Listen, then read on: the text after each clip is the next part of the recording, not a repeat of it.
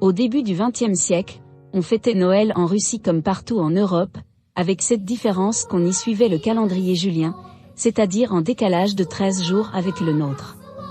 Certaines coutumes allemandes, comme l'arbre de Noël, étaient d'usage dans les cercles aristocratiques et dans la haute bourgeoisie.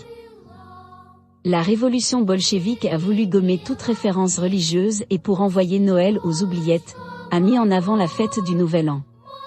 Pour concurrencer les anges et le petit Jésus, les soviétiques sont allés chercher un personnage de conte, le grand-père Gel.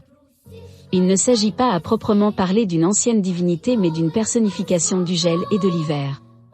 À la fin du 19e et au début du 20e siècle, il devient une sorte de Père Noël indigène, hybridation du héros des contes russes et de personnages allemands comme Saint Nicolas et Knert Ruprecht.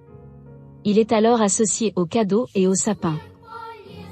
Grand-père Gel n'était alors qu'un personnage de légende ou une figurine au pied de l'arbre de Noël.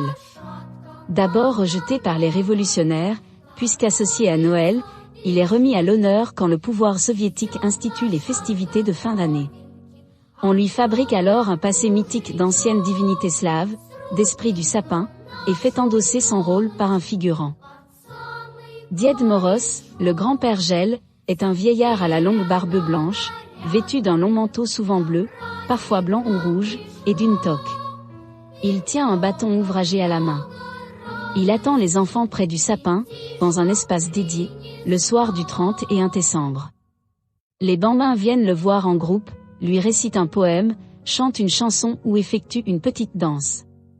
Died Moroz leur souhaite la bonne année et leur offre un petit cadeau.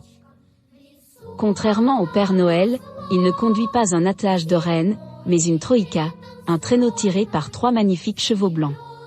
Died Moroz est souvent accompagné de sa petite fille Sniegurochka dont le nom signifie la fille des neiges. Elle aussi est un personnage de conte.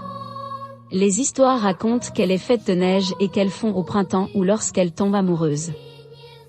À l'origine, Sniegurochka était représentée par une petite fille, mais aujourd'hui, elle prend les traits d'une jeune femme.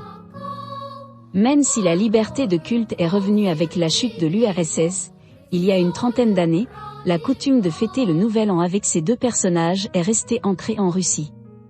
Noël est une fête religieuse, fêtée le 7 janvier qui correspond au 25 décembre dans le calendrier julien. Il ne donne plus lieu à des réjouissances particulières.